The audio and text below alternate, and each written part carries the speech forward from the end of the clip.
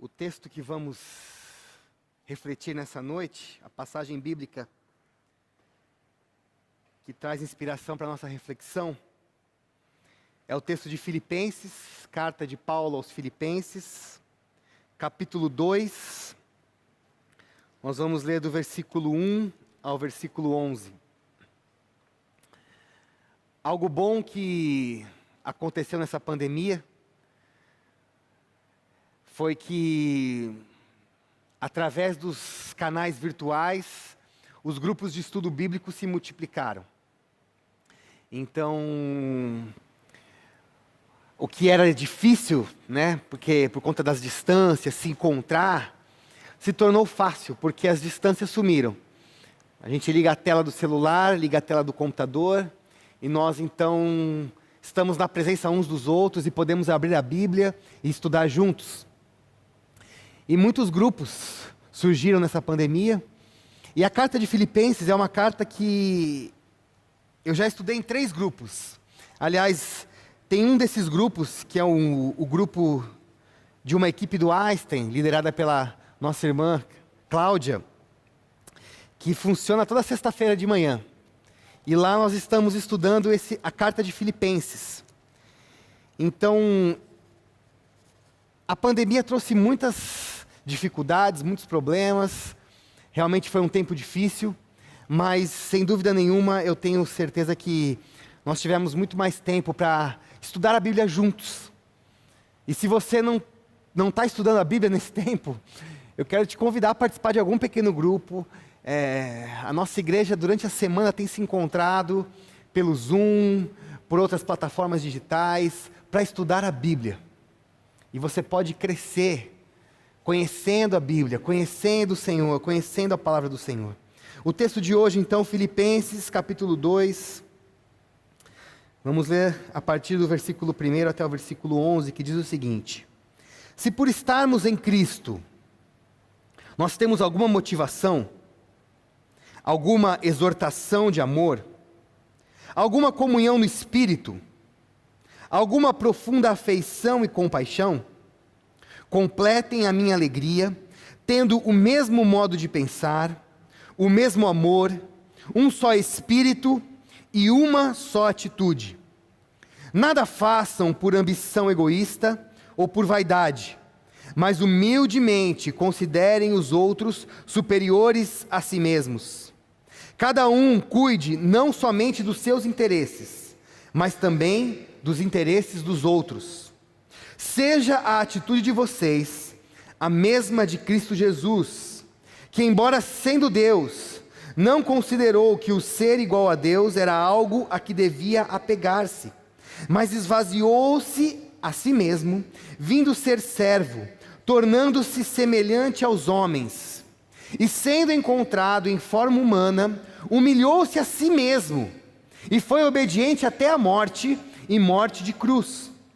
Por isso Deus o exaltou à mais alta posição, e lhe deu o nome que está acima de todo nome, para que ao nome de Jesus se dobre todo o joelho, nos céus, na terra e debaixo da terra, e toda língua confesse que Jesus Cristo é o Senhor, para a glória de Deus Pai. Amém. Quando nós nos encontramos aqui um pouco antes de começar o culto, eu e o Cezinha, ele disse que gostaria de ler um trecho de Filipenses. Eu falei, poxa, que bacana, eu vou pregar em Filipenses. Então nós não combinamos, mas estamos unidos no mesmo espírito. E a carta de Filipenses, ela é uma carta que é escrita por Paulo num contexto complicado, num contexto difícil, mas que ao mesmo tempo é uma carta que transborda de alegria.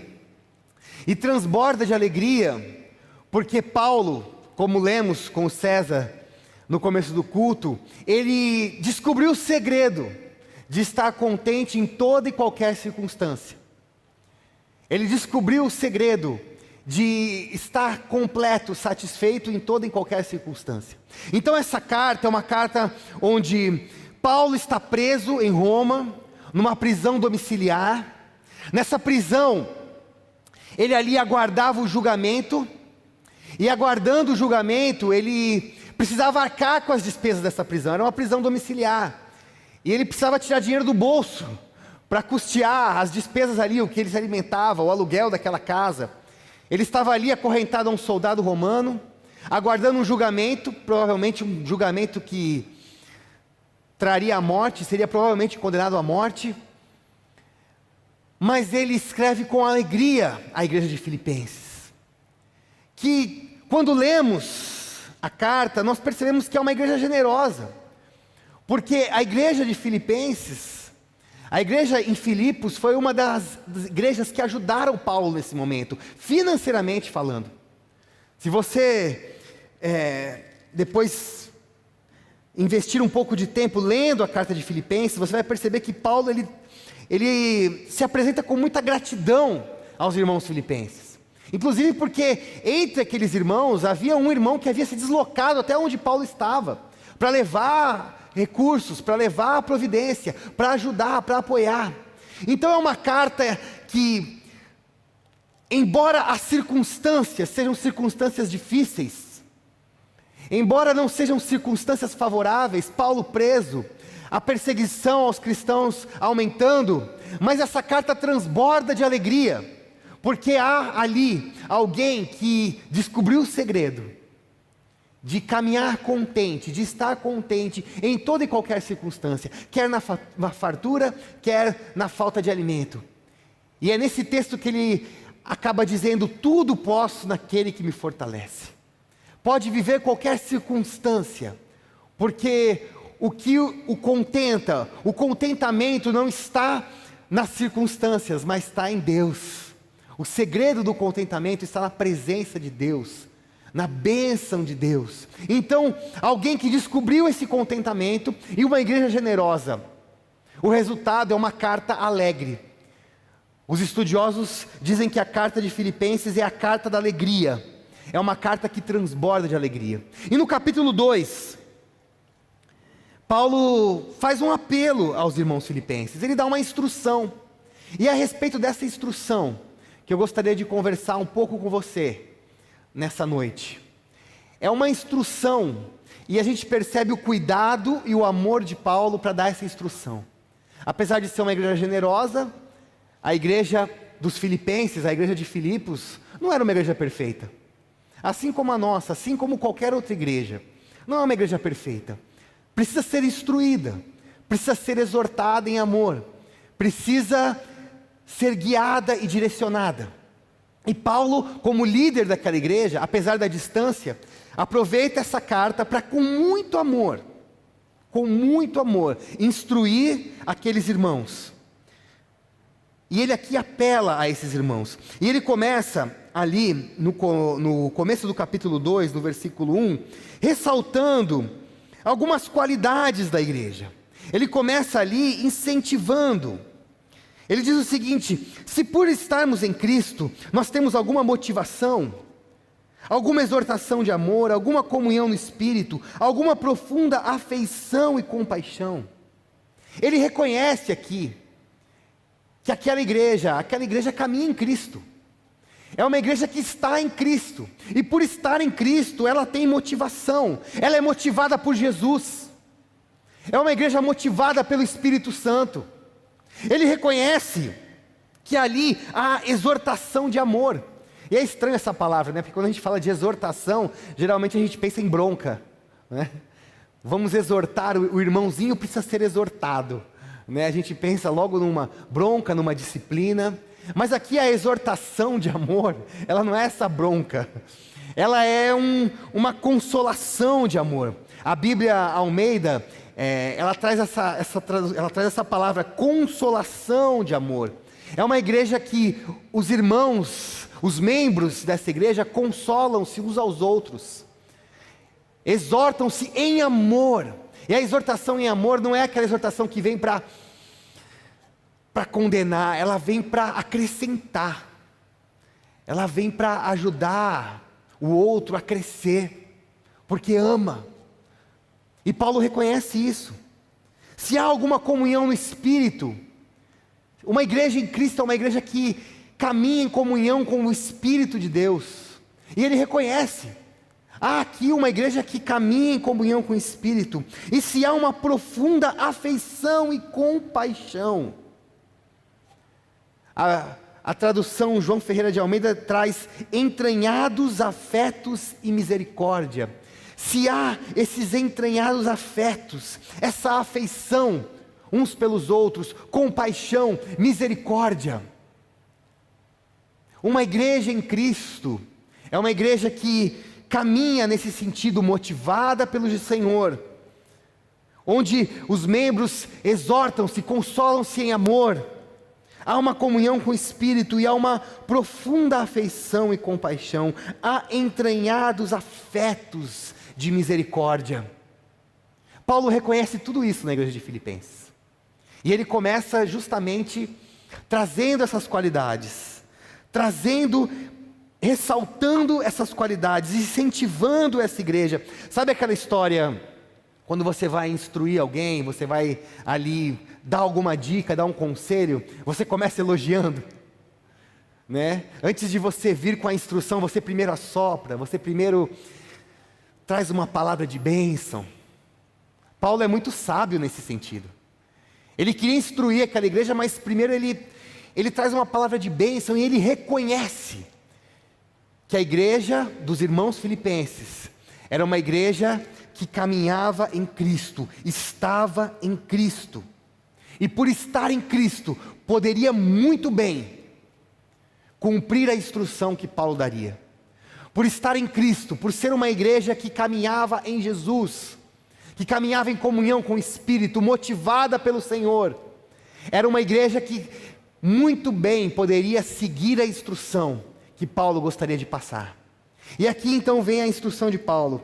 E ele diz: completem a minha alegria. Se por vocês estarem em Cristo, completem a minha alegria. E aqui então vem a instrução. A instrução, os estudiosos do Novo Testamento dizem que essa instrução é uma tríplice diretiva. É uma tríplice diretiva, por quê? Porque aqui há 3 pontos importantes nessa instrução. A unidade, a humildade e a solicitude. É uma diretiva tríplice, porque há aqui um convite à unidade, à humildade e à solicitude.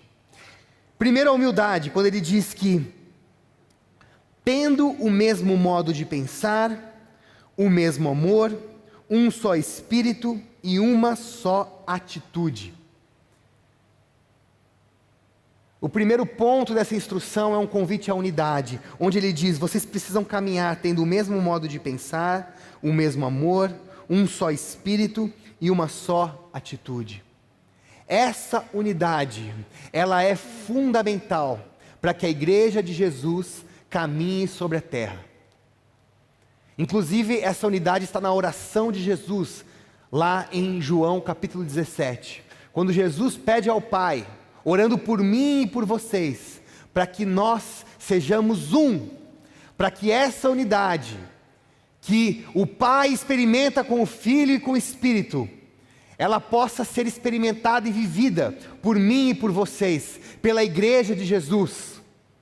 Essa unidade onde caminhamos com o mesmo modo de pensar, o mesmo amor, um só espírito e uma só atitude, ela é possível.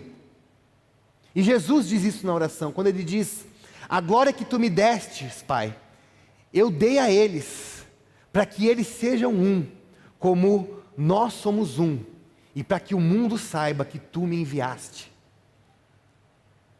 É essa unidade que vai anunciar ao mundo a vinda de Jesus, que Deus enviou Jesus ao mundo para salvar, para redimir, para libertar. Nós precisamos buscar essa unidade, como igreja de Jesus. E aqui, nós então caminhamos para o segundo ponto dessa diretiva, é a questão da humildade. Não tem como ter unidade sem humildade. E Paulo diz o seguinte: nada façam por ambição egoísta ou por vaidade, mas humildemente considerem os outros superiores a si mesmos. Humildade. Precisamos aprender com aquele que é humilde e manso de coração. Jesus, aquele que considerou todos os outros superiores a Ele mesmo. Se nós não caminharmos pela trilha da humildade, irmãos, dificilmente, aliás, será impossível vivenciar a unidade. A humildade, ela é essencial para a construção de uma unidade. Porque na unidade nós amortecemos, matamos o nosso ego, a nossa vaidade, e nós consideramos o outro superior a nós mesmos. Considerar o outro superior é muito difícil. É fácil quando há equivalência nos pensamentos. É fácil quando estamos entre amigos, entre pessoas com afinidade.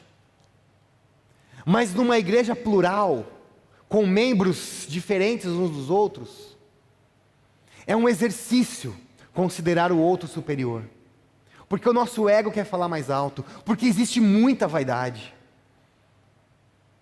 Nós precisamos apagar o ego, apagar a vaidade e caminhar em direção ao outro, considerando o outro superior. Considerando o outro superior. Nós não fomos chamados para simplesmente trazer o nosso ponto de vista e impor um ponto de vista. Nós fomos chamados a construir uma unidade e muitas vezes, eu diria que na maioria das vezes, nós só vamos conseguir construir essa unidade quando houver humildade, humildade de verdade, onde o outro é considerado superior a mim mesmo. E por fim, o último ponto dessa diretiva tríplice é a solicitude. Para que haja unidade, nós precisamos caminhar em humildade, mas nós também precisamos cuidar uns dos outros. Cada um cuide não somente dos seus interesses, mas também dos interesses dos outros. Há aqui um convite a, em primeiro lugar, atentar para a necessidade do outro. Para isso eu preciso abrir os meus olhos, eu preciso levantar minha cabeça, eu preciso parar de olhar para o meu umbigo, eu preciso olhar para o lado, eu preciso olhar para trás, eu preciso olhar para frente, eu preciso olhar ao meu redor. E perceber quais são as necessidades que me cercam, não somente as minhas necessidades, mas quais são as necessidades do meu irmão. E aí então caminhar em direção à necessidade, oferecendo cuidado, oferecendo resposta. Irmãos, você já parou para pensar, se nós estivéssemos 100% atentos às necessidades uns dos outros, e estivéssemos 100% dispostos a suprir as necessidades uns dos outros, eu tenho certeza que por volta de 90% das nossas orações seriam respondidas. Sobraria ali só aquilo que é sobrenatural para o Senhor. Se nós simplesmente olhássemos para o lado e nos colocássemos como solução para o outro, um caminho para a unidade passa por esse cuidado, passa por essa atenção, por essa entrega. Humildemente, olhando para o lado e se colocando como resposta para a necessidade do outro. Esse caminho, ele é essencial, fundamental, para que eu e você possamos ser identificados como Igreja de Jesus. Se somos Igreja de Jesus e se estamos em Cristo, se há alguma motivação, alguma exortação, se há comunhão no Espírito, ou profunda afeição e compaixão, precisamos caminhar em unidade, humildemente colocando o outro em posição superior à nossa, e atentos à necessidade do outro, se colocando à disposição para cuidar, para tratar com palavras que trazem cura, com gestos que trazem cura, com atitudes de misericórdia, de compaixão, sem querer ser o dono da verdade, sem querer se colocar como dono da verdade, e humilhando o outro, porque o outro pensa diferente, porque o outro tem um posicionamento diferente, sei lá o quê. Mas humildemente, considerando o outro superior a você, humildemente, atentando para a necessidade do outro, e cuidando, e tratando, tocando, abraçando, curando. Essa é a dinâmica da caminhada da igreja de Jesus pelo mundo. É uma igreja que caminha em unidade, em humildade, e atenta à necessidade do outro. Se não for assim, irmão e irmã, meu irmão e minha irmã, se não for assim, nós não vamos cumprir o nosso papel como igreja de Jesus. Não vamos cumprir o nosso papel. Mas você pode pensar, é muito difícil. Como seguir uma instrução como essa? Numa igreja tão plural, numa igreja tão diferente. E Paulo dá a resposta nos versículos seguintes: seja a atitude de vocês a mesma de Cristo Jesus.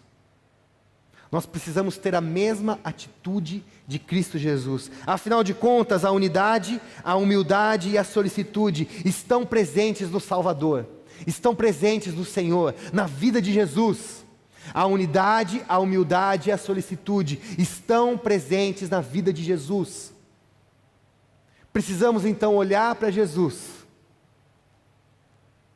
e ter a mesma atitude que Jesus, a mesma atitude de Cristo Jesus. E aqui então Paulo ele discorre sobre essa atitude de uma maneira poética até. É o que os estudiosos chamam de kenosis, esvaziamento. A partir do versículo 6 ele começa a descrever essa atitude de maneira poética, e ela é um caminho. Ela é um caminho onde Jesus, sendo Deus, Ele vai caminhando em humildade, em direção à humanidade, para aí então ser glorificado. Eu gostaria de ler com vocês: seja a atitude de vocês a mesma de Cristo Jesus, que embora sendo Deus, não considerou que o ser igual a Deus era algo a que devia apegar-se, mas esvaziou-se a si mesmo, vindo a ser servo, tornando-se semelhante aos homens. E sendo encontrado em forma humana, humilhou-se a si mesmo e foi obediente até a morte e morte de cruz. Por isso Deus o exaltou à mais alta posição e lhe deu o nome que está acima de todo nome, para que ao nome de Jesus se dobre todo o joelho, nos céus, na terra e debaixo da terra, e toda língua confesse que Jesus Cristo é o Senhor, para a glória de Deus Pai. Essa é a direção, essa é a caminhada proposta. Você que quer ter uma atitude, como foi a atitude de Jesus, você precisa caminhar em direção ao outro, mas caminhar se esvaziando de si mesmo. Não dá para caminhar em direção ao outro se achando o dono da verdade, querendo resolver a solução, como aquele que tem todas as respostas, e vai ali salvar um pecador. Não, é humildemente, respeitando, considerando, atento às necessidades, buscando a unidade. É nessa caminhada, a caminhada proposta por Jesus, uma caminhada onde Ele vai se esvaziando, para ao final ser glorificado. Na caminhada da igreja, eu e você, nós vamos caminhando um em direção ao outro, se esvaziando de nós mesmos, se esvaziando, se colocando na posição de servo, se preciso até se entregando, se sacrificando, ao final desse processo, nós estaremos diante da glória de Deus, porque é ao final desse processo que a igreja se encontra forte. É uma igreja de membros que se esvaziaram de si mesmos, mas que enquanto se esvaziavam de si mesmos, o Espírito os enchia de Jesus, o Espírito Santo os enchia, porque eles tinham a mesma atitude de Jesus. Então o Espírito ia enchendo, e ao final, nós encontramos uma igreja forte, aquela igreja a qual as portas do inferno não prevalecem. É essa igreja que precisa ser atuante no mundo, é essa igreja que precisa levantar a voz profética. Mas se nós não buscarmos essa unidade, se nós não formos humildes, irmãos, se nós não considerarmos o outro superior a nós mesmos, se nós não cuidarmos uns dos outros, nós iremos enfraquecer. Nós iremos enfraquecer. E esse é o problema, porque o que nós vemos é uma religião, uma igreja que cresce em números. O IBGE diz que logo logo os evangélicos serão mais de 30%.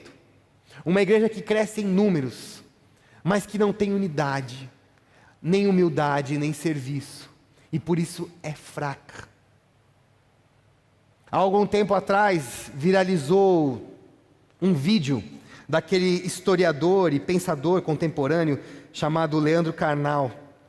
E ali ele vem contando um pouco a relação do ser humano com a religião. Ele vem fazendo ali uma crítica. É importante você saber que ele é ateu, mas ele é um crítico, e ele vem ali criticando a relação do ser humano com a religião, principalmente nesse contexto de sincretismo que nós vivemos no Brasil. E ao final da sua fala, da sua palestra, ele diz o seguinte, que o maior desafio para os religiosos de hoje é cristianizar os cristãos. E com as palavras dele, ele diz o seguinte, que o maior desafio é falar de Deus para quem tem Deus no carro, na camiseta, na casa, mas não tem no coração. Um ateu falando isso a respeito dos religiosos, que o maior desafio, ele diz o seguinte, que o maior desafio dos dias de hoje é cristianizar o cristão. Houve um tempo em que o desafio era cristianizar os indígenas, os povos não alcançados. Houve um tempo que era cristianizar os ateus, os céticos. Mas hoje, o desafio é cristianizar os cristãos.